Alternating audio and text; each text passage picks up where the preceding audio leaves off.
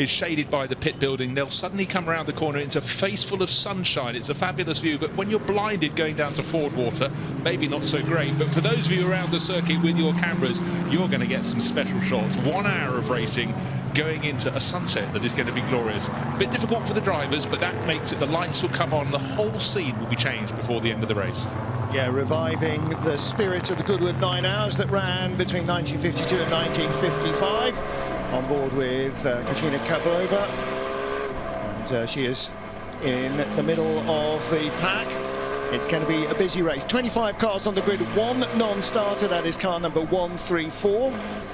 And that is the car that was the first of the cars that qualified, the 340 Mille Ferrari. Bettati and Creeper. So let's take a look at our grid in traditional 3x2 formation. So the front row is number 34 Cooper Jaguar with the C-Type Jag in the centre and J2X Allard. 3 more different cars, it's hard to imagine. A C-Type and a DB3S Aston Martin on row 2. And then the superb Bill Rawls entered Austin Healey 100S, 6th fastest qualify, ahead of the first of the Bobtail Coopers, with a Cooper Jag, the all-female crew of car number 16, 8th. So they will start on the outside of row 3 of the grid. David Franklin and Manuele Pirro in the Ferrari Vignale start on row 4. And pick out some favourites here to follow as they come past you. Choose by the look of the car, the colour of the car, or whatever other combination you wish, because once the race gets underway, and particularly once we're 20 minutes in and the pit lane window opens, then all bets are off, and you're going to need to have your radio tuned or be hopefully close to a loudspeaker. So our full grid, 25 cars. The final car that will start, car number 2, or 2D as it says on the bonnet, white and blue Ferrari 750 Monza. It didn't get a flying lap in qualifying, but it is on the grid. Car number 134, which was the 25th and slowest qualifier, is not going to start the race. So some cars out of position, Bruce, and some cars very much where we expected to see them, but with differing drivers in the 2 parts of the race, or their 2 parts, it is a 1-part race. And as we heard there from Nigel Webb, different amount of time behind the wheel for the drivers, either for their, quote, pros or car owners' AMs. Not necessarily all of whom are actually slower than pros.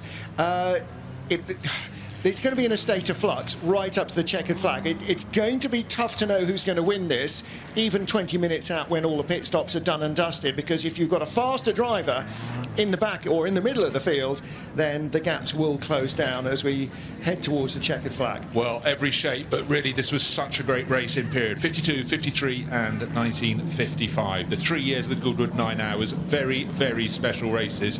And if you're a fan of Aston Martin's, fabulous races, because Aston Martin's won all 3 of them. But the array of cars, you're quite right, the diversity on the front row is extraordinary. Fred Wakeman may fancy his chances in the C-Type in the middle of the front row, but that Cooper Jaguar on pole, Nick Finberg and Guy Harmon have a great chance, but how will they split the hour? Here's the question. What's got the biggest engine? What's got the most power? The Allard J2X might look like the least aerodynamic car, does not get a good start, but from pole, Nick Finberg gets an absolute flyer in that all-alloy Cooper Jag.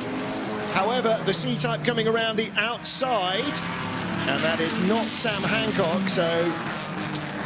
Yeah, Nigel Webb trying to tuck up the inside from the second row as well. So Fred Wakeman had a crack, but he's still in second place. Second in qualifying, second place changed for third place. The Allard being pushed out wide, and Nigel Webb starting very fast. And the second of those C-Types comes up into third position. Austin Healey, 100, going super well. Start behind the little low blue Cooper Bobtail. See Austin Healey up to 5th place and come from 6th on the grid. So who lost out? The DB3S. We have had a spinner. John Muir and Nick Wigley sharing this. Nick Wrigley sharing the Fraser Nash Lamont replica. Did it happen on its own, or were they was he helped very early on? But look at the escape our pole starter has got. I mean, a brilliant start, but clear air. How phenomenal. And don't forget, a lot of these cars will be running on drum brakes as well, so getting up to speed is one thing, getting back down from speed is another. Is that spray on the track? Well, there's the question. Or is that smoke? nobody else is throwing up the spray, so the leader is blowing out oil smoke at a fairly prodigious rate for lap 1 of an hour-long race. And what would you least want on your visor when the sun is going low? Anything that's coming out of the car in front. Yeah. So I haven't seen anyone reaching for their visor yet, but when they head down towards Fordwater into the full setting sun, that could be very tricky for them. Now that's a very valid point indeed, and the sun will get lower and lower, obviously. We don't have any hills for it to hide behind, so we do have some trees, but it will be almost dusk before the sun has gone. So battle between our second and third place cars, the C-Type, Wakeman, and it's John Young in car number 24. We heard from Nigel Webb, actually, because I saw John Young, I'm fairly sure, walking into the pit garages waiting to take the second stint. But the first 6 cars have really made good their escape, but unfortunately for second, third, fourth and fifth, our race leader is rocketing clear. It was nearly 3 seconds clear after lap 1. Now, in 6th place, the last of this leading pack, 7th place it is, in fact, is Katrina Kivelova. She's in the car that she shares with Simona Di Silvestra. And again, talk about an offset sports racer. Some of these 2-seat sports cars you will see, the driver is absolutely plumb in the centre. She's barely in the car at all. I mean, she's in line with the right-hand front headlight. You couldn't be more on the right-hand side without putting a bulge in the door to move you over. I mean, this is the thing we saw this morning. On the left, the driver's left, there's a tonneau cover that covers where the other side of the sports car. But it really struck me that Katrina and anybody else driving these Cooper Jaguars has got so much of their body on view, and the car that's going fastest is exactly the same. It's the race leader pulling ever further clear with every single sector of the lap. Now, the battle for second is phenomenal. You've got the 2 C-Types, and then you've got the little pale blue car number 39, glorious little Cooper Bobtail, which is being shared by Felix Goddard and Christoph Cowens, and that is so small in comparison with the lipstick around the grille. And look at the Allard behind it. That huge Allard almost looks like it's going to inhale the tiny Cooper. The Cooper barely visible between the 2 C-Types, side by side for second place. And a change for second. And meanwhile, as that place changing is happening, our race leader pulls ever further clear. What was just under 3 seconds is now 5.3 seconds. So the Wakeman Hancock and Webb Young battle is slowing them down a little bit. It now has changed around, of course, with Fred Wakeman being passed and pushed back into third place by the Webb Young C-Type. But these cars look brilliant, and look at the length of the shadows across the circuit around the back. So for anybody who's a TV camera person or someone with their lenses out around the back of the circuit, it's a special light. And that tiny little Cooper Bobtail really harassing the back of the C-Types. Don't forget that they're sort of almost a generation of car apart. A Cooper built in 55, but the C-Types, although they were still racing in 55, a slightly earlier generation. The Cooper, the Bobtail, is that chopped off back tail that later would become known as a camtail, but that's that truncated rear end. Didn't need aerodynamics. What it needed there was cooling for the engine at the rear compared to these front-engine cars. So look at the Allard behind, 7.2 litre Cadillac motor. Still can't stay with the little Cooper because of the aerodynamic advantage that tiny car has. But also, as they sweep, brilliant high camera angle, looking down over Woodcote, you could just see the Allard drivers going, I've got to do some braking rather before the little Cooper. Look at the size difference. But second, third, fourth, fifth, sixth, nose to tail. But our race leader, he was 2.9 seconds clear. He was 5.3 seconds clear. Let's see what it is this time. There has been the sort out between the 2 C-Types, waiting 6.5. So at will, he's picking up a second and more per lap.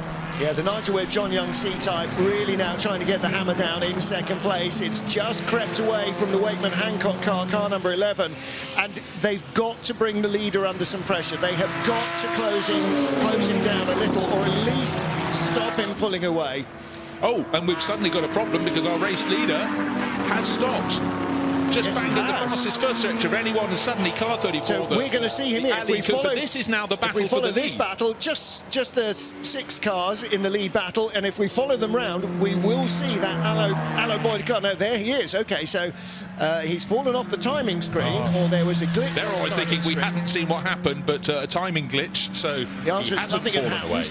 Well, there's the Cooper again, that little low blue Cooper behind the big Allard, and then 222, the Austin Healey. That's a 4-cylinder 100S, and in fact the first car now being lapped, and that is the Allard J2X Le Mans. That's the Evans and Padmore car, It's a very different looking car to the J2X that's in the lead group, because it's fully fared in, much more slipstream Le Mans style bodywork. And again, look at this car. Nick Finberg is not drifting it, he is threatening bitting his way around the corner. He's trying to keep those tyres live.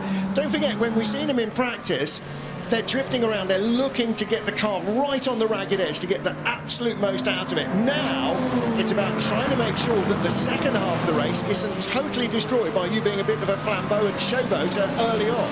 Well, if only this was the lead battle. It's 5 cars at the moment with 2 more joining for good behaviour. They're getting past some trouble. That's a C-Type slowing. That's the Allards again. They're quite right. Yep. But they're making their moves, but still the timing glitch telling us that 34 isn't leading the race. Our eyes don't deceive us. It still is. So we'll try to ignore the fact it seems to drop down further out the lap. It gets its real time given back to it. But this is just a sensational battle. Pick your favourite. Who do you want? A C-Type? Well, we've got 2 of those. Little Cooper Bobtail, one of those, and tucked in behind, but just edging backwards, unfortunately, is the Allard right into the grips of the Austin Healey. That just looks so tame in comparison to the wilder shapes of the rivals, but Austin Healey's, we know, were just fantastic fun to drive. And the sun is getting lower, it's getting more and more artistic out there. And you've got all these different shapes, and you've got all these different sounds as well. You've got the 6-cylinder Jag engines in those 2 C-Types. You've got the 4-cylinder Climax engine howling away in the back of the Cooper Bobtail. 7.2-litre Cadillac V8 thundering. You've got the big 4-cylinder engine in the Healey. And Martin, I think we've got an answer as to why on the timing screens our car that's leading is not at the front. A jump start has been judged. We thought it was super sensational. Was the flag still going up, or was it starting to come down? Well, you can only go when it's in descent. It could be an argument about where was the flag handle and where was the flag at the time, but with a time penalty attached, it's only dropped him to 3rd place at the moment. It had dropped him to 6th, so with every lap he's chipping away at the time deficit, and I would reckon this time around we're back to the top in his own right all over again. And so now that is impossible to communicate on a pit board. So as far as everybody else is concerned, the race is as it is. The leader is still in front, and he is still out there, and everybody else is still chasing. So now they're starting to settle themselves in their own little private battles. And actually, you can see in the grille of that lighter of the 2 green D-types, a 3rd spotlight there. Now, that's not going to be necessary now, but if we were in the 9 hours racing to midnight, that would definitely be a big advantage, because lighting, well, you can see there aren't many lighting stanchions around this circuit. In fact, there are precisely less than 1.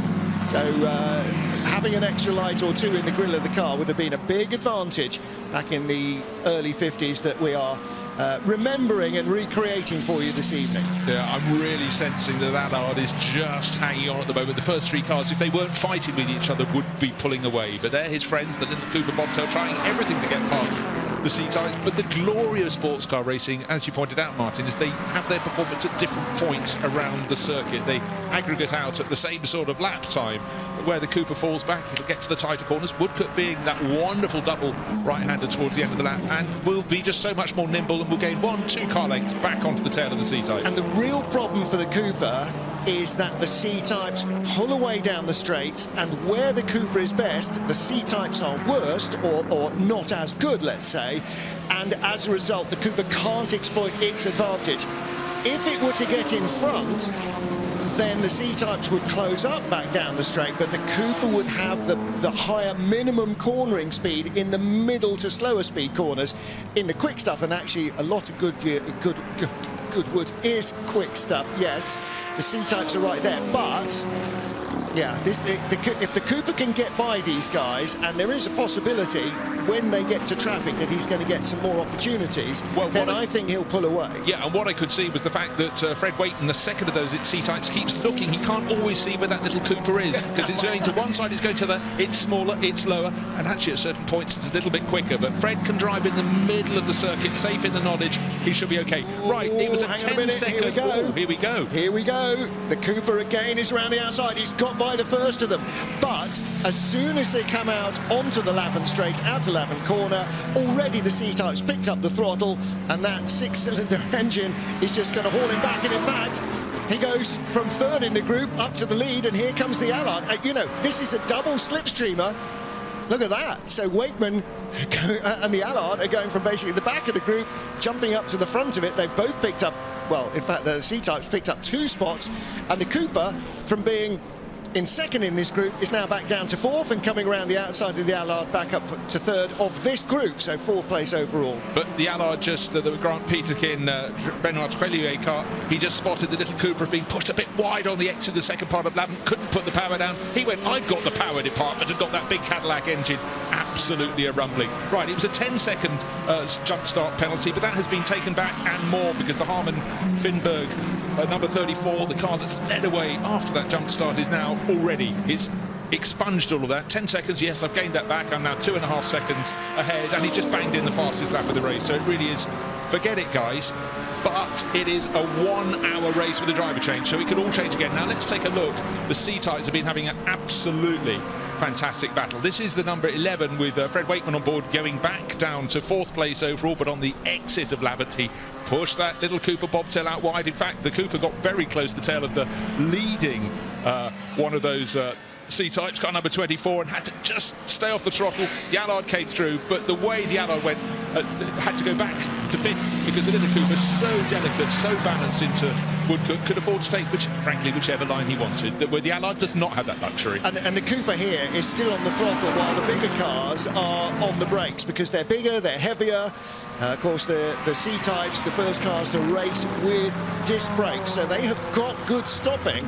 And actually, you've got to say, the Allard is doing a pretty good job of reining in all that speed as well. But the Cooper, again, the longer the race goes on, its lightweight will pay dividends. But the question is, how far will the leader have got away by then? We're now again in traffic, another slow car in front. Is that the J2X Le Mans again? Cooper's on the grass.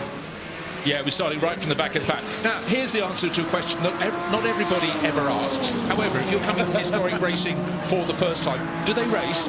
There is the example. Absolutely they race. And a lot of people around the world, when historic racing became a thing, it was a little bit after you, Claude, but look at the level of driving. You have to be of a very good standard to race at Goodwood. And what a treat. Different cars, different sizes, different sounds. And they're all just really going at it flat out. This just warms my heart. Absolutely. I mean, these cars are doing exactly what they were designed to do, and on the sort of circuit that they were designed for as well. Fast, flowing, no modern chicanes, no stop-start stuff, not point and squirt. This is all about flowing, momentum. It's about the rhythm of the track. And they are, yeah, this is their element. This is what these cars were designed for, and it's the sort of circuit on which they would have excelled. Of course, the C-Type really designed for even longer straights, even faster corners. Le Mans is a very different beast to any other race circuit. It is still, you know, just about the highest average speed of any racetrack anywhere, and that's what the C-Type, the D-Type were all designed for. The Cooper Bobtail less so. It was much for a more modern circuit mix, a smaller circuit mix. There's our race leader then, and currently he's 4.7 seconds on the previous lap. It looks like more than 4.7 seconds as your trackside, you're right, but a 10-second penalty was added, so... But with every lap, that car is escaping new fastest lap of the race, 7/10 faster than the lap before, running on his own. But also the thing there, when that Cooper Jaguar comes in, it can pick its moment, and the pit lane will be very crowded. David Green was talking about it as he was walking down before the start of the race. It's one car width wide and one car width to park. And as he said, don't open your doors on the left-hand side if you can get away with it. And for the battle, for second, third, fourth, fifth and sixth, this could be sorted out about the ease of getting in and out of the car with the driver change. The only time that being out front by so much is going to help him is the moment the pit window opens.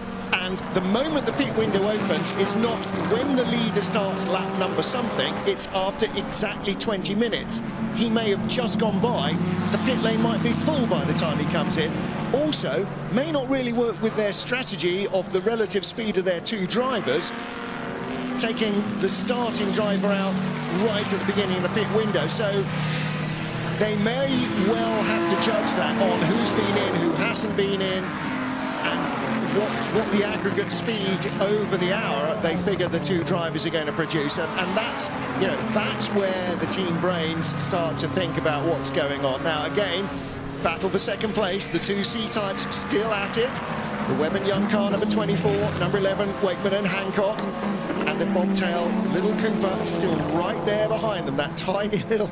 I mean, it does look like it's a sort of kiddie car size version of the C-Types, doesn't it? It's just on such a different scale of size to a car that was racing and was built only 2 years, the 53, both those C-Types, 53 cars, built 2 years before the Cooper in 55. I mean, it's a whole different generation. And when looking in his mirrors in the Little Cooper, as he comes out of the chicane, he can see the big lumbering Allard behind, and it's quite large. It gets even larger because when it accelerates down the straight, it's going to catch him, but it's all over the curbing on the outside, but has to wait to bring the power in. But again, different ways of peeling the apple, I think we can say. But more back markers up ahead. This could be an opportunity for a pass. Who's going to grab it? Is it going to be Fred Wakeman in the number 11 C-Type, or is it going to be that Little Cooper bobtail? The tail is the bobby tail is bobbing, I think we can say, into St Mary's. I like the way the Allards hanging on. I like the way too that the Healy 100 is hanging on there as well. It's dropped away from the lead group, the white and blue car, but it is still close.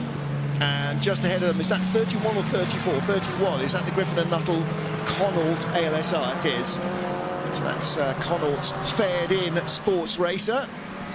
And that's going to mean that there's not enough room to come alongside for the Cooper. Right, Fred Wakeman can't see where the Little Cooper is, and the Cooper's going to the outside, not the place you always want to be, but he's got the handling. The Little Cooper should be able to hang on around the outside, but the track just narrows so much into the entrance to Woodcote, and that was a brave, brave moment, up into third place. Well, that you saw precisely the moment the C-Type got onto the brakes right there, didn't you? That's where the Cooper went from level to, right, I'm back in front now. And that's where he has to exploit that advantage. That cornering speed, the speed that he can hold into Woodcote, is absolutely the key to getting past these C-Types, and he knows it and they know it, and so they've got to giddy up down the Lavin Straight and make sure he's not close enough. If he gets alongside, then it's candy from a baby. He will be able to just sweep around the outside. The only real question there is how wide is the C-Type going to drift, and how much room has he got? So we'll take a look at that again, Bruce, and it's just clear, you know, they come in a queue, he's got the toe, he gets alongside, and you spot the moment the C-Type has to get onto the brakes. Well, I mean, he actually, right, by being so much smaller, using the back mark as well, he had the sort of cloak of invisibility, the sort of mithril coat of Lord of the Rings fame. But it was a phenomenal move, but just that superior handling into Woodcote. And Fred Wakeman could have been maybe a little braver, but that could have led to tears. Let's be sensible. Right, the pit window is about to open in a minute's time, and the best laps keep getting punched out there by Harman Finberg. Cooper, Jaguar, leading company, but I could watch this battle for third place, second place and fourth place all day. I think we're going to have to, because the C-Type drivers are not giving this one up. Again, look, closing right up on the Cooper, but when you're in the bobtail, you know that if you can get to Woodcote with your nose in front or even alongside, you've still got the advantage. Two more cars just in front of them. We're squeezing through the traffic now, so going by the Fraser Nash, and through they go. C-Type gets the run, Cooper comes, and the number 11 C-Type as well, and just in front of them is car number 17. That's the British Racing Green 1952 Jaguar C-Type. So again, another of those fabulous looking cars. It's just such an evocative shape, and if you look at the front of a C-Type and then you think what the D-Type looked like, and then you think Mark 1 and Mark 2 Jag, I mean, it's the same car that's just gradually morphed from a Le Mans racer into Jaguar's small family saloon, the Mark 1 and the Mark 2. Did you hear that creaking sound? That was the pit window opening. It's now open for 20 minutes, and the first visitor has already timed that to perfection. I thought that was my elderly anorak zipping up. Well, it's the number 1 car, the first one in the DB3S Aston Martin, Wolfgang Friedrichs, sharing that with Simon Hadfield. Right, I think that will be Wolfgang handing over to Simon Hadfield. So it's all happening in the shadow, well, from our windows, in the darkness below us. It's not dark, but our windows are nicely tinted, so it does actually makes it feel like it's about 10 o'clock, 11 o'clock at night. but just looking at the camera shots of the cars at certain points, the light is getting so soft. You might squint into it with your real eyes, but the camera lens is picking out the cars in that soft light. Oh, something's happened with the leader. He has not set the fastest race lap this time round, or not improved on his fastest race lap. Little bit of a lock-up there from the DB3S, the green car with the yellow nose and yellow lips, and in come the car from second place, the C-Type 24 and 11, but and the Allards. On went the Cooper. Now we can see what pace the Cooper bobtail can do, but suddenly it got very busy. We had cars lapping, and the cars in second, well, the two leading C-Types in second, third and fourth places, having the Aston Martin really running out of road in front of it. That was really running wide. Matthias and Carlos Silecki's car, apologies, we didn't work out which of those was on the starting grid. Okay, Benoit Trullier now taking over the Allards JTH. I don't care what Ben has raced in his career. I've seen a lot of what he's raced in his career. Nothing that I can think of will be even remotely like the Allard. Now then, up into third place is our all-female crew car, the number 16 Cooper Jag of Katrina Kivalova and Simone Di Silvestre. So Katrina is a very well-known racer here, has spent a lot of time racing at Revival, loves her historics, is very good in them. Simona, a little bit newer to the whole game. Of course, she's a pro race driver, races a lot in the States, in sports cars there in the IMSA WeatherTech series, in Indy cars as well. So she is a proven talent behind the wheel. Let's see just how well they can fare. Currently up in third place as the pit stops get underway. Our leader is still charging round. And the car that moved up to second place, that little Cooper bobtail, as soon as it got clear of the other traffic, namely those C-Types, it sets its fastest lap of the race. So maximising the times. Now, the big thing, did your slower driver do the start of the race? If so, you'd be making a pit stop now. But if your faster driver did, they will come in when we're nearly at 40 minutes into this race. If they leave it too late, and that's happened before many a time over the Goodwood Revival, then egg on face, penalties will come, and you cannot make your driver change. However, we will see who comes in when, but we've still got that race-leading car, the number 34 car, the car that got a 10-second penalty. Started from pole, but with a little too much alacrity. It's now nearly 7 seconds clear, and that is having expunged, wiped out its 10-second time penalty for just getting off with a little too much brio. A little gesture of thanks there from our Cooper driver to the driver of the Fraser-Nash, who just drifted a little away to tighten up the line, make sure that he wasn't in the way. You know pretty much where you are in the race, and you know that if there's been nobody in your mirrors for 4 or 5 laps, or even 2 or 3 laps, and then suddenly there is, you know that it's not one of your close rivals who suddenly caught you up. So they'll be well aware of what's coming up behind them. There is no radio, obviously, but these drivers will be aware of what's going on.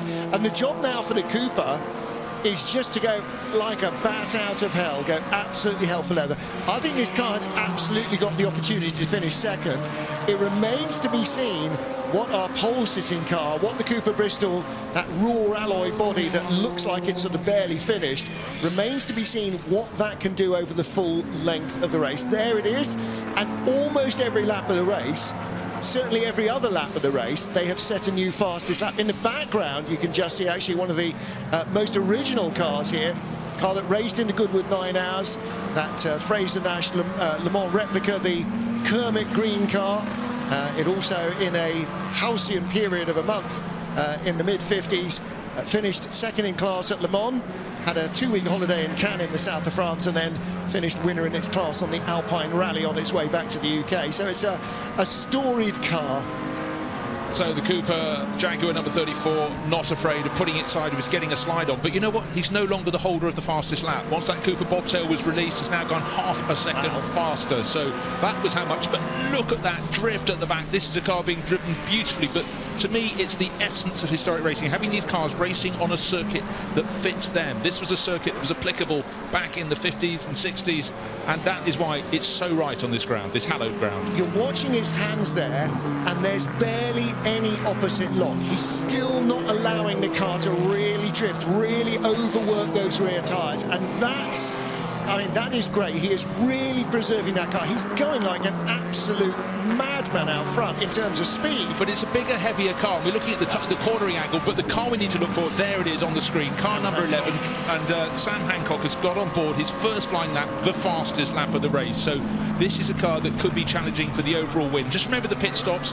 Before the pit stops, when they were running together, the 34 Cooper Jaguar was 7 seconds to good. The driver change has to come in that from Nick Finberg to Guy Harmon. But, however, or is it the other way around? But having got Sam Hancock taking over from Fred Wakeman, the number 11 C-Type, he is absolutely smashing it out there. Only 2 cars have dipped into the 1 minute 32s, and that is the quicker of the two. 1 minute 32.222, and Hancock is quicker again on this lap. The only other car to do it is the Cooper Bobtail. Now, in comes Katrina, so she'll hand over to Simona Di Silvestre, who is standing there waiting to go. No door, no roof to deal with here, so these cars are a lot easier to get in and out of than, say, a Cobra or an E-Type. I mean, the access is phenomenal, unless the driver tries to get out the other side where there's a tonneau cover. But the smaller figure of Katrina Kivalova, her seat insert is taken out.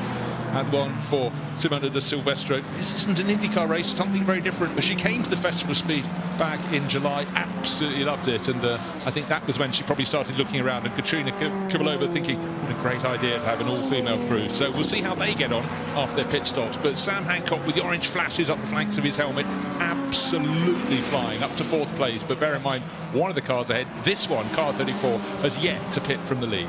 And this car is a lap ahead of basically all of its rivals, apart from the Cooper Bobtail, because they have pretty much all stopped.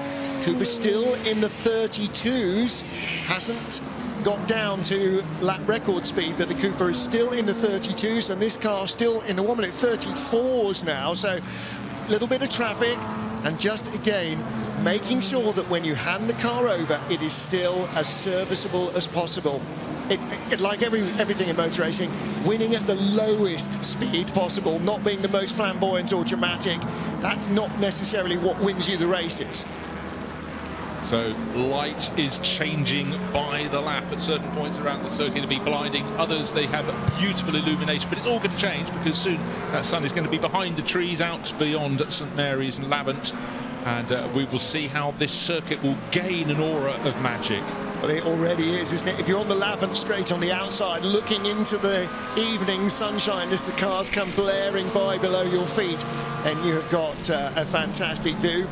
And of course, you've got a fantastic view of the airfield as well, the Freddie March aviation displays there. And at the end of racing, we will send up our evening patrol. Dawn patrol goes up in the morning before the circuit opens. The evening patrol will be up just shortly after the race finishes, so you'll be able to enjoy the Spitfires up in the air. Right, was... One to go. One to go. Was that acknowledging the pit bull, saying, I'm coming in, there's still time of plenty, so maybe it's going to be an even split right down the middle of the race. But the time penalty of 10 seconds with the jump start has been consumed. But what's going to happen in the second half of the race? This Cooper Bobtail, car number 39, driven absolutely brilliantly. The fastest lap of the race, but it's doing consecutive laps in the 32s. 1 minute 32, 1 minute 32, 1 minute 32. And again, look how comfortable it looks. It looks like it's absolutely unflustered by what its driver's asking about. And again, we talked about Katrina in that Lister Jag, basically hanging out of the right-hand door. And look at this Cooper Bobtail. That is a 2-seat sports car. I'm not sure which side of the driver is, quote, the passenger seat, but it is absolutely the driver right in. He's in the centre longitudinally, he's in the centre laterally. He is right in the centre of rotation of the car, and that gives him the most awesome feel of what the car is doing. It's a very different beast to a front-engine car. It's got so much more of an intrinsic balance, and the driver is right in front of the engine. That's where all the mass is. That's where it's rotating around him, and that's what you want. And again, Sam Hancock, giving chase, is now up to 3rd place in the number 11 C-Type. So still has the leader stopped? No, not yet. He's due to stop this lap as they come by Kermit, the Fraser-Nash. But while the car that's led away from its jump start, it was probably going to be in front anyhow, that 34 Coupe, Cooper Jaguar. He's going to be running towards the end. He's still got another 9 minutes until he needs to come into pit lane. However, with each lap, the little chasing Cooper Bobtail there starting another lap, and the Sam Hancock-driven C-Type car number 11 are taking chunks of time, a second and more. So the early advantage could be being whittled away. Big twitch there from the little Cooper that's giving chase. The real problem is that although the, quote, corrected time is only a 3-second margin, that's not close enough to pass because he's 13 seconds up the road, okay, in overall time. So the driver waiting to take over the Cooper knows that if he finishes within 10 seconds of car number 34, that alloy body Cooper Jag, then they win. But how do you judge that on the track, and when do you know, and how do you know? You know, you're looking for the pit boards, but exactly. If it comes down to the last lap, they will be giving the countdown. The deficit, if it continues to come down, it may not, we do not know, but at the moment they're taking seconds and around, and our race leaders making it look very, very easy, and the co-driver not hurrying to get in the car. Go on, give us a go, Governor. That's Nick Finberg, so tell him to come in. The Guy Harmon doing a brilliant job. Guy Harmon having much too much fun. Nick Finberg, yeah, a bit bored. And as you said, Bruce, 8 minutes and change. In fact, there's Kermit, that TT Le Mans Fraser Nash. Beg your pardon. I'm getting both my Fraser Nashes, my reps mixed up. That is a Fraser Nash Le Mans rep, and the leader goes by again. Now, again, we did see him sort of gesticulate at the pits, perhaps in response to a pit signal. It didn't look like a traditional salute to a road rage salute to another driver, so it did look like he was acknowledging something. Or is it going to be like Peter Ustinov's Grand Prix du Roc when he comes into, he's just remembered an insult and then he can deliver that and go out for another lap? But anyhow, joking aside, 7.5 minutes or so until the pit window will close. So I don't think he wants to be out, wants it not past the 40-minute point in the race. He doesn't want to leave any scope. He'll come at least a lap earlier than he needs to, I would suggest, because you could suddenly have a slow lap behind an incident on the circuit. You won't get round before the pit window closes. Or held up, or just have some tiny incident, yeah. Catching up with that, number 31, Con Ort again, the Griffin and Nuttall car. That started in 15th place on the grid and is currently down in 20th place, so they've not quite managed to match their qualifying pace. Here comes Sam Hancock, car number 11. Last time he did a 1 minute 31.7 second lap, fastest lap of the race. What's he going to do? Is he going to improve on it this time? A 1 minute 33.0. Little bit of traffic, but there's only one direction this car is going, and that's getting closer and closer to the You can lose that 2 seconds in the chicane catching a slower car, can't you? That's not hard at all, and Sam did have slower traffic coming at the end of the Lavant straight. He's got quite a lot of free real estate in front of him, though. You can see the left front wheel, the unladen front wheel of that C-Type, or right front wheel as it was then, just on the limit of actually being in contact with the track. I mean, this is classic rear-wheel drive, 1950s, early 1960s style, soft-sprung rear, nice good damping and a fairly firm front end. You don't mind if the unladen wheel is waving in the air because it's not actually doing anything. It's the laden wheel on the outside at the front. That's the one that's helping you conduct the car around the corners. Just such a really good shot there. As Sam Hancock was turning into the first part of Lavant, we can see lots of little adjustments to the steering wheel. Little Cooper's in. That's quite easy to get in and out. But he was steering it on the throttle at that point, so just minor adjustments to balance the car. But that was, oh, look at that. Golden light. Driving syrup. Absolutely. The driver's getting none of that. They're not appreciating any of that. As they're heading out towards Ford Water, they're getting a little bit of that sunny glare in their eyes. And as we all know, winter sun, either end of the summer, is always low and dangerous. So Sam Hancock into the checkered flag, and the leader yet to stop. So Hancock now moves up to second ahead of the Cooper Bobtail. But as we saw, that Cooper Bobtail, easy to get into, easy to get out of. That'd be a nice, quick driver change in the pits. And very few, we've got about 7 cars in the pits, so lots of space. It's a narrow pit lane, and that's a wise decision as well. But still waiting for car 34, the car that started with Guy Hyman with that flying start, brackets, jump start. In he comes. The hand is finally up. He's remembered the insult for the team chief. So in he comes. You can see the Allards J2X Le Mans is in there. The Ferrari 750 Monza also in there. So here is our race leader. Yes, unfortunately for them, I think they're possibly in to be out of the race now.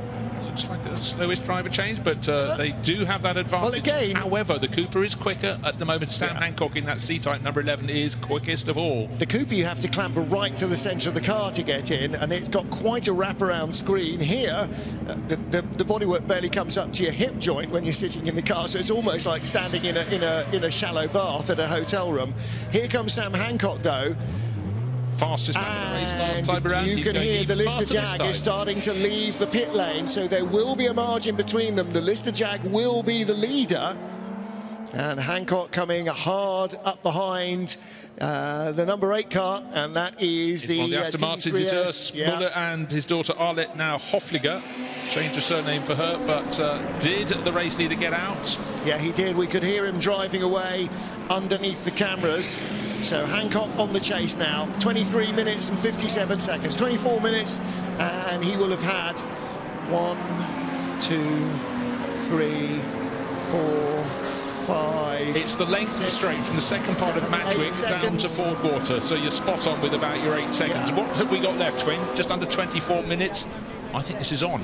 However, at half a second a lap, that's doable, because that's 16 laps in 24 minutes. That's not quite enough, but so he needs to catch up more than half a second a lap every lap to get there. A fly in the ointment. The pace of the pole was achieved by Nick Finberg, only by under a tenth of a second from Sam Hancock. Yeah.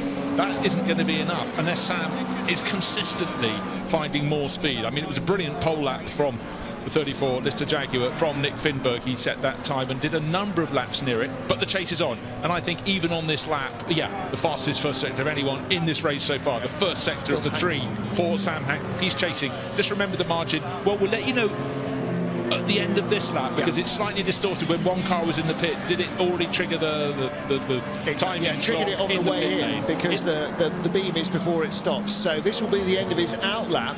So as he crosses the line, that is his out lap. I think you're right about this. It might have come down to 7 seconds. You're counting. I think it's less than that. I think it's closer to 5. In fact, it's probably less than 5. It is less than 5. 4.1. Okay, now this is definitely game on.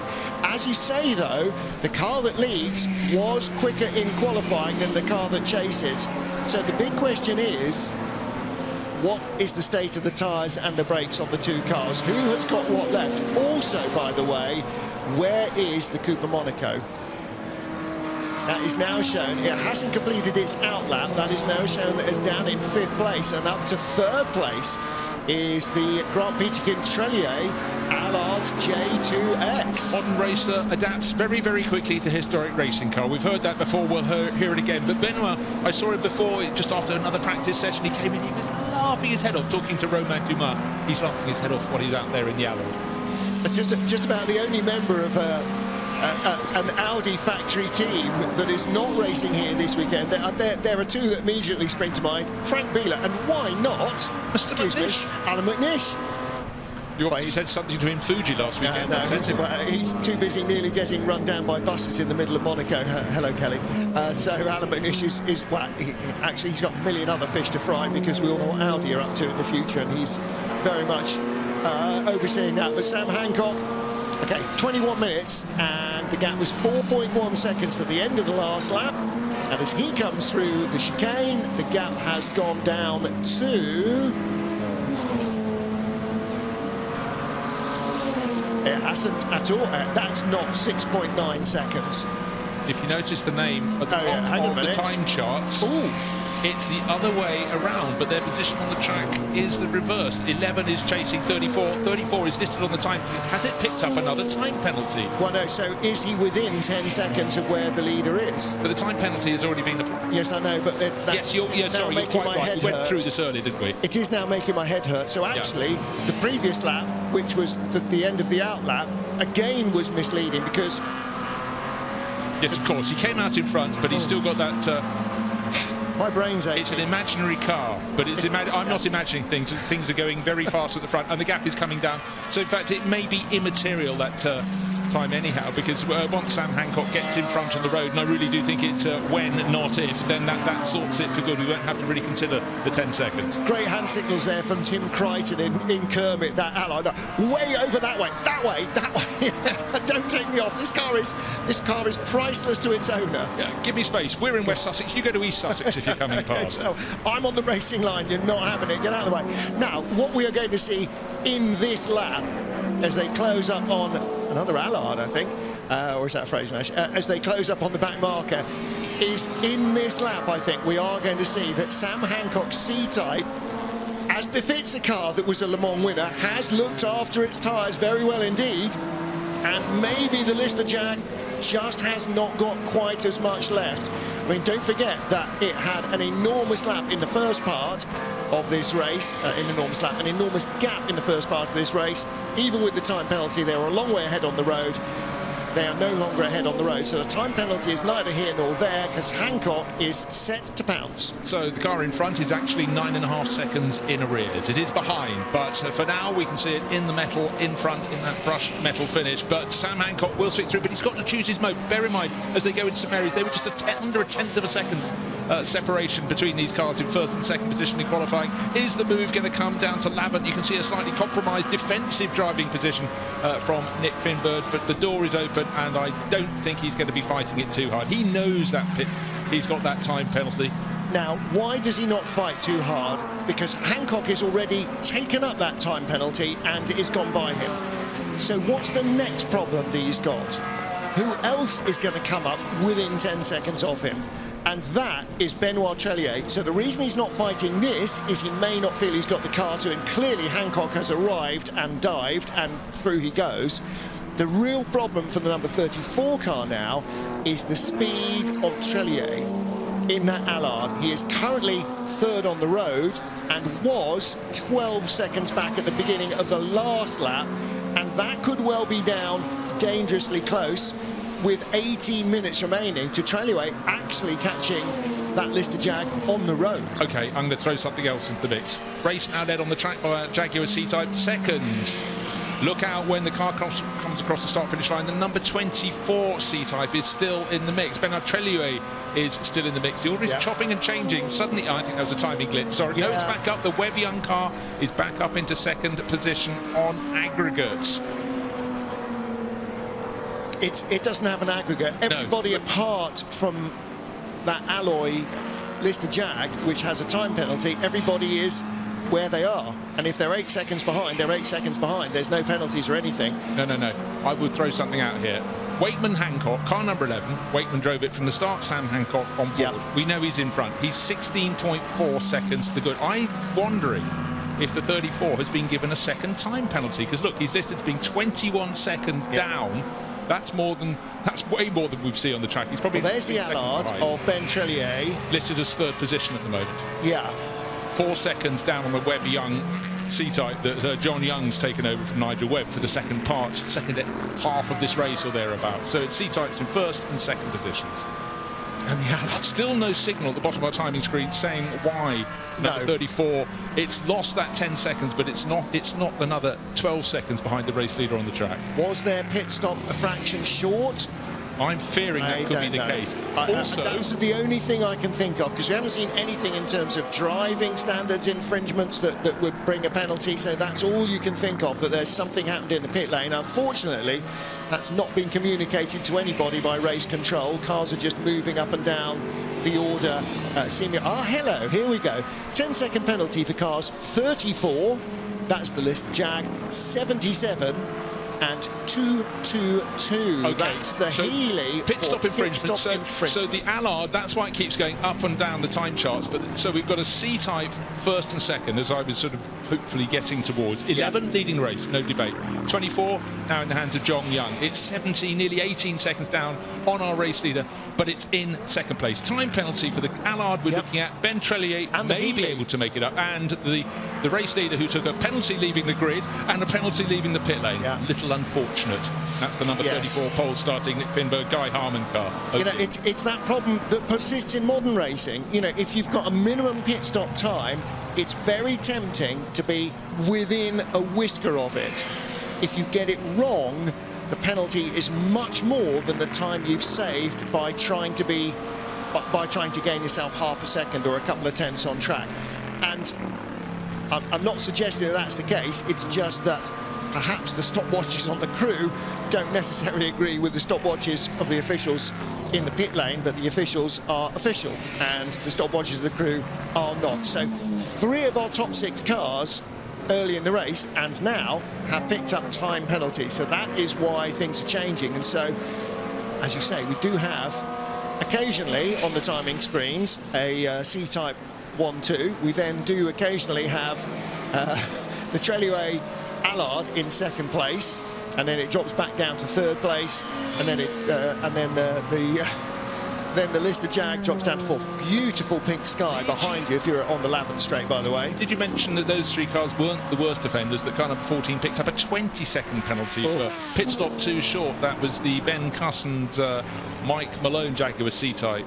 So that has really hampered their chances. However, Sam Hancock's making it very, very simple for us. Brilliant first half of the race by Fred Wakeman. Such a fantastic battle with that little Cooper bobtail and with the number 24 C-Type. And John Young is driving as John Young does, hard. And he's chasing, and his lap times are improving by the lap. In fact, his last lap was better than Sam Hancock in the other C-Type at the sharp end of the field. So John Young, all those years of racing C-Types, just showing how it's done. The drift, the slide, but it's all under control.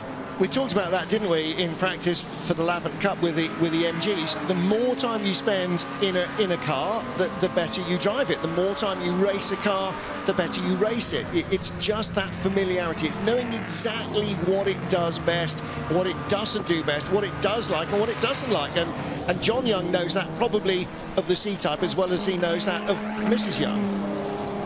Spends more time with the C-Type, I guess, like a lot of these drivers. I joke, I jest, but he drives it so beautifully. He's been racing at Goodwood for a very long time with a wide array of cars, but he's just improved his fastest lap. He's now a second and a bit per lap faster than the race leader, but don't fear too much if you're fans of the number 11 crew, Fred Wakeman and Sam Hancock. They're 16 seconds clear. About 3 seconds have been taken off in the last 3 laps, so John Young really pushing on in 24. How much is he pushing on? Top speed down the straight. He now has the top speed of any car in the race. 136.5 miles an hour. 136 on such a short straight. Don't forget, these cars were designed to max out on the Mulsanne straight before chicanes were even thought of, which is, 2.5 miles of absolutely flat out blind. Here, it's definitely not a 2.5 mile Lavant straight. It's half a mile maybe, so they're still accelerating when they have to get onto the brakes. So that is still awesome speed around this circuit. Note to the editor that Lavant Straight is not straight. No, it's a name, it's a notion. Well, it's like it's actually like the Mulsanne straight, so the kink on the Lavant is a bit like the kink on the Mulsanne, but with a little less taking off, hopefully. Here's Sam Hancock, the race. I think we can safely say he is the race leader. Oh yeah, absolutely safely say. But now what I'm starting to watch, car in 2nd place, car 24, is closing on the fellow C-Type car 11. Car in 3rd place with Ben Trellier at the wheel. The big Allard is now closing on both of them. Yes. Oh, what fun. So we've still got just 12 minutes or thereabouts in this race. And if Benoit Trellier can gain another 4 seconds to be right on the tail of John Young in that number 24 C-Type. And of course, confusingly, we just saw the shot of Sam Hancock. The car behind him on the road is not in 2nd. So there's your leader. That alloy car that he passed for the lead behind him, 34, that's not 2nd. The car 3 cars behind him is 2nd. So time penalties are very, very confusing. So you're looking for the 2nd place car is another C-Type. It's lighter green than the race leader, car number 24. Then 77, the Allard with the cycle wings at the front. The very different look to these modern sports cars, like the DB3S there in front of our race leader. And then in 4th place is that alloy Lister Jag. It's got that odd sort of, Cooper Jag. It's got that odd nose that looks like it's been sort of squashed down to the ground by accident. Whale shark, I think, in many ways. It's a really unusual looking car. There is no place in historic racing for CGI, but if they can have a little bubble above each car saying, not 1 but 2 time penalties, minus 20 seconds, I'm not really here, I'm 20 seconds further back. In fact, as I turn down the end, turn off into Woodcote, I should really just be leaving Lavant. That's where I really am with my time penalties. You can't see me because I'm not here. That is sort of what we need. Yes, I'm liking that enormously. I don't see how we do it, but yeah. Yet 10 minutes remaining. Sam Hancock famously can get speed out of car. He's very kind on the tyres. Closing in on Simon Hadfield. He'll go swooping by. And still the car running second to him on the track with 2 10-second time penalties. Hasn't entered the chicane yet. But what we're seeing is Ben Trellier continues to... Well, actually, no, last lap, not as good. He's not catching the second place seat. So Ben Trellier is ahead on the road of the number 24 C-Type, but behind him because Ben's got a penalty and the C-Type is closer than that 10-second penalty. So Ben is effectively 5 seconds back. So we hear there are also pit lane speeding penalties to become as we ride on board with Simona Di Silvestro. I would love to know when she gets out.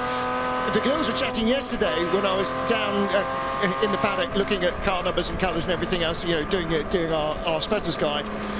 They were just laughing their socks off. I don't know what they were chatting about, but you have never seen two racers.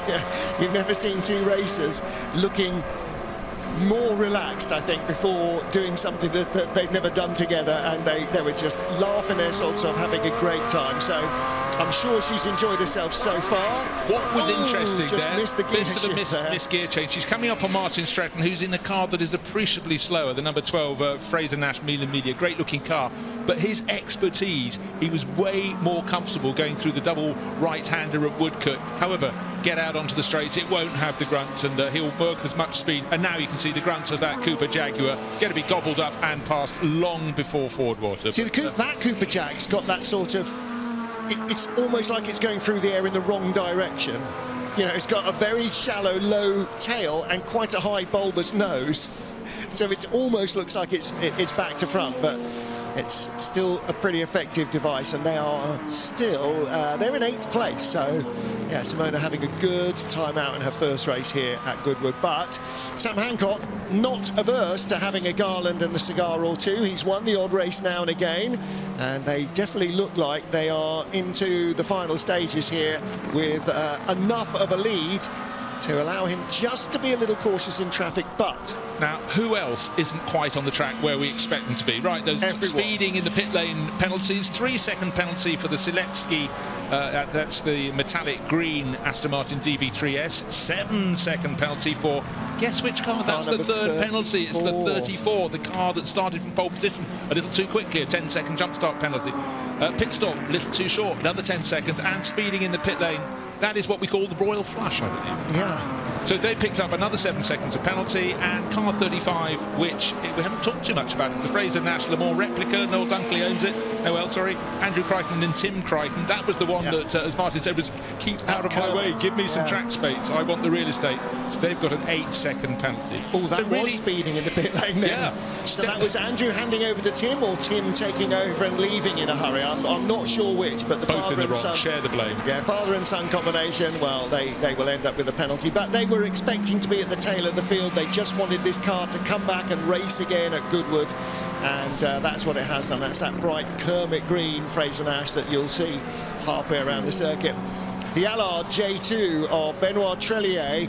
Now again, he is behind the number 34 car, but the number 34 car has just picked up another penalty, a 7-second penalty, so Trellier immediately is not any longer behind the number 34 car, and in the real world, very soon is not going to be behind him either. So on adjusted time, 77 is ahead of 34, and on real estate, he's going to be ahead of him fairly quickly as well. Ben has reeled in the 34 car and that big green Allard. In fact, actually, the alloy car in front of me is just as large, that Cooper Jag. So good news. Do you want good news? Car 34 can't be done for any more penalties because it's had the 3 that it could possibly have. The jump start, that's 10-second penalty, and diving into the pits. Car 34 unfortunately was a little bit too quick coming in, so got a pit lane speeding, and unfortunately there's also a minimum time in the pits, but that was transgressed as well, so that was another 10 seconds. Talk about making it hard. 27 seconds to be added to their race finishing time. Well, 27 seconds plus the jump start.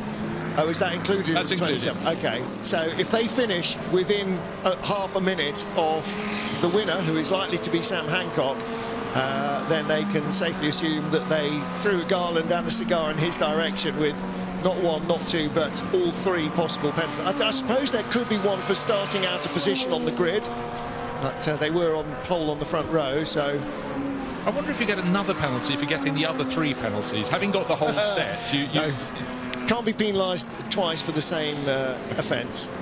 Or three times, as it turns out. Well, you know, studying the time that the sun goes down clearly has been a piece of science here. We started at 6:25 in the evening and we are getting to the end of an hour, so we've just gone past 7:20. There's still enough light to see the cars, but the light is falling fast. The magical golden sky is turning dark by the moment, but for Sam Hancock with that bright light on the back to just identify and show if it gets any darker, but harder to pick out. Of course, the TV cameras that are picking up these images and beaming them all around the world on the world feed make it look much, much lighter than it is. It finds lights that the human eye cannot detect. But 4 minutes and a bit of small change to go, and for Sam Hancock, no one in front of him, not even an imaginary car with a time penalty. No, makes it exactly simple. right. It does make it very simple. If you pass everybody, and even if they haven't got penalties, then you tend to end up winning, and he has passed everybody. So a great drive in the second part of the race from Sam Hancock. A really good start as well from Freddie Wakeman to just keep them in the hunt. He's closing up on Martin Stretton. And again, Ben Trellier still has not got by that Lister Jag, Cooper Jag, I keep saying Lister Jag, Cooper Jag, sorry, I'm going to get shot for that later, past that raw alloy Cooper Jag. So Trellier still trying to find a way by. It will be a little bit of a moot point because on corrected time he's actually ahead. And even though he can see, I don't know if he knows he can see the race leader, but because Trellier also... Allard has just got through, actually, and that was out of Madgwick. Okay, but the thing is, for Ben Trellier, he takes over the car. He's having enough of a task. It's an Allard. He's fighting a wild bull out there. But he'll have looked at the pit board once. Oh, he's got a penalty. He possibly won't have noticed there's a further penalty. All he's going to do, he's got 3 minutes to go. He's just going to press as hard as he possibly can. I think and for Sam Hancock leading the race, he's just got to go in his silken fashion and come through to the end. No complication. I think Ben's pit board will just say push. You know, and he's just having, and possibly smile, because he must be having a whale of a time. And look at that, I mean, we are in the golden hour in blue lights. This is what photographers love most of all, soft, non-direct light, and you've got the most gorgeous autumnal sunset as well. So a beautiful, beautiful evening here at Goodwood. We had a little shower of rain earlier on this afternoon. That didn't really interrupt proceedings in any way, shape or form. Certainly hasn't dampened anybody's enthusiasm. 2 minutes and 20, it'll be this plus one more. Sam Hancock probably doesn't have enough time to slow down. He definitely doesn't have enough time to slow down, 36 seconds. So it'll be this plus one more. This is the penultimate lap of the Freddie March Memorial Trophy.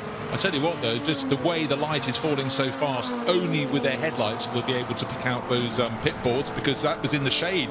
The start-finish straight at the start of the race 50-plus minutes ago. Well, again, when we look out of our windows, it's actually pitch black. But if you open the window and look out, it's a beautiful evening. So there is plenty of light. It just doesn't look like it to us. Yeah, we feel as though we're commentating from a coal mine here. It does. Windows had glass, now they've had black painted glass. Like, but we're looking at the screens and seeing the same images as you are wherever you're watching in the world. For some of us, we're going to the evening. For some of you, it's probably getting close to breakfast time if you're watching up from New Zealand. Great to hear the whole Hartley family is here this weekend to see Brendan have a go. Maybe his brother Nelson will be in the mix as well.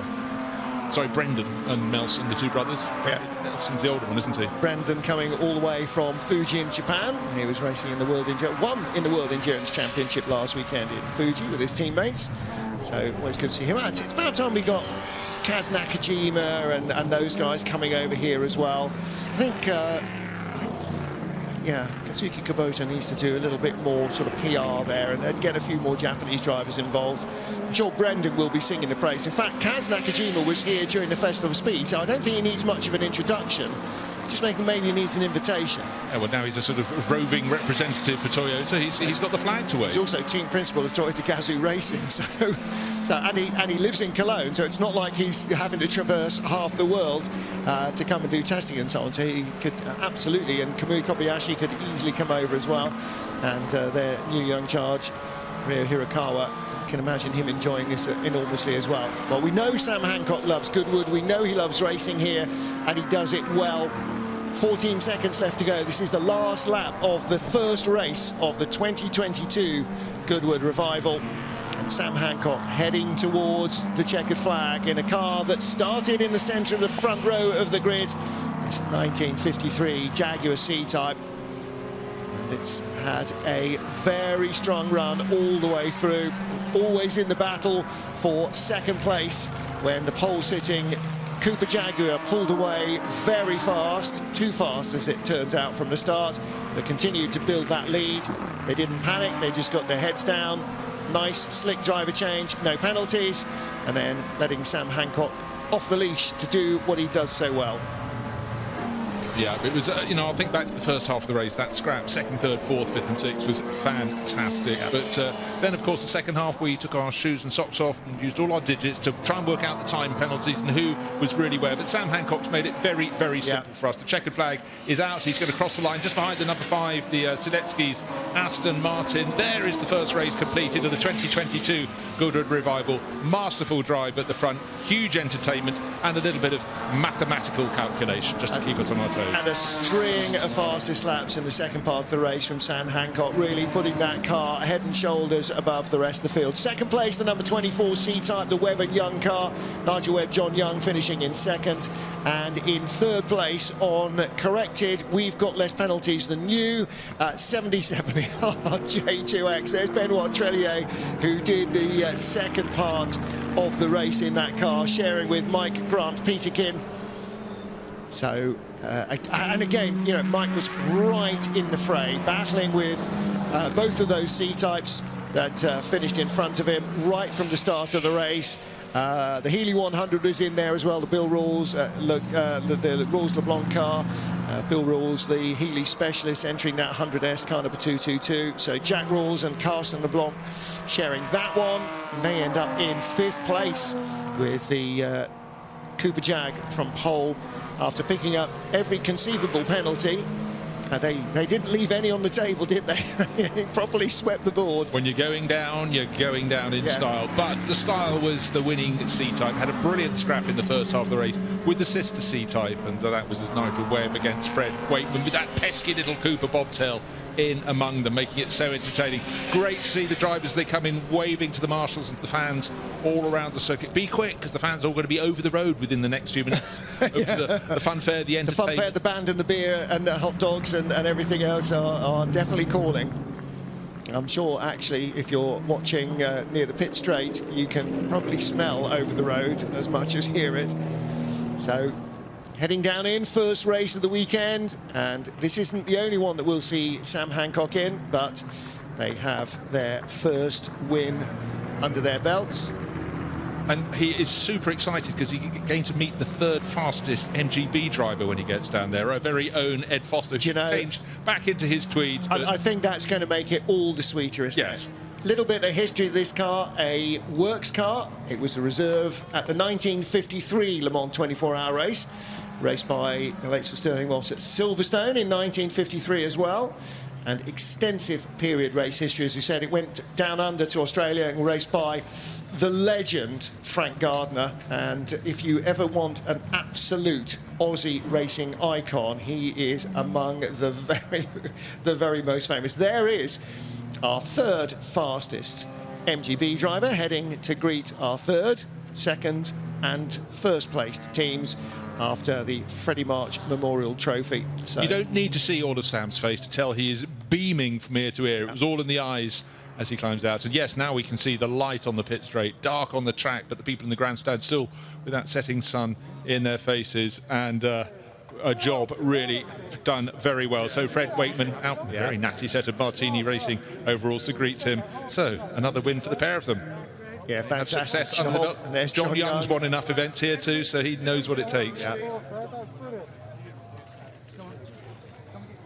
Well, Ed Foster is there. I think he is the man for the moment. Let's get in amongst it and talk to our top 3 crews. What a race that was. Quite a few penalties, but 3rd place. Mike, let's come to you first. A podium at Goodwood, a sunset race. It doesn't get much better than that, does it? No, not at all. I'm very, very lucky boy to be driving that car here this evening. Thank you to Nick Jarvis, the owner. It was a fantastic experience, my first race at Goodwood at the Revival, so loved every minute. Benoit, you do more things like this, you'll have a career in motor racing. Sorry, it was pretty much fun, you know, here. And then same as Mario, you know, I really want to thank Nick because the car was awesome to drive. The team did a really great job, and yeah, I really enjoyed the race. It was very fair with the other cars, and we put some pressure on the other ones, but it was fun actually. Congratulations to you both. Right, let's try and find second. Oh, here we are. Sean, you weren't holding back there at the end. No, I thought I'd better get a bit of a spurt on. I could see, you know, there was an opportunity, so I tried my hardest to take it. It looked great. Nigel, was it a case of just staying out of trouble at the start? Yes, without question, actually. But of course, what nobody knows is we didn't have a dynamo. And I was so despondent at the beginning. If you notice, we were pretty well the only car that didn't have a lights on, but it did brilliantly. And the car was damaged at Silverstone Classic only 3 weeks ago, and I got to thank Gary Pearson for fixing it. You know, it was amazing. Well, you've got much better eyesight than me. Congratulations, guys. And first place, where are we? Well, let's carry on through. I think they are in the middle of another interview at the moment, so let's just give it a couple of minutes and then we can jump in. Right, here we go. Guys, I'm sorry, this interview after interview. Frederick, first place, Goodwood. Oh, it's wonderful. Obviously, it's a really iconic race, this 9-hour tribute. It was, I don't know if anyone was watching the sky, but it was fantastic. The whole thing was so atmospheric, and you know, Sam did an unbelievable job, and to take a car like this with drum brakes home to first place really is an outstanding drive, so well done, Sam. Yeah, Sam, that was quite an intense 35-40 minutes, wasn't it? It's weird. It was intense from the driver's seat because of the brake fade that you get with drum brakes, which happened about halfway through my stint. But when you back off to look after them, it feels eerily relaxed. You feel like you couldn't possibly drive any slower. And I was sort of looking in my mirrors and keeping an eye on the gap on the pit board. And it felt like we had enough margin just to go really easy and literally just sort of roll off the throttle pedal nice and early, barely touch the brakes and just bring it home. And thankfully we were able to do that. I think a lot of people were probably suffering the same thing, so we were all in the same boat. Great, well, congratulations, guys. And we've got Pierre Fillon here, the president of the ACO, who's going to present to you both with a new centenary Le Mans trophy, the miniature version.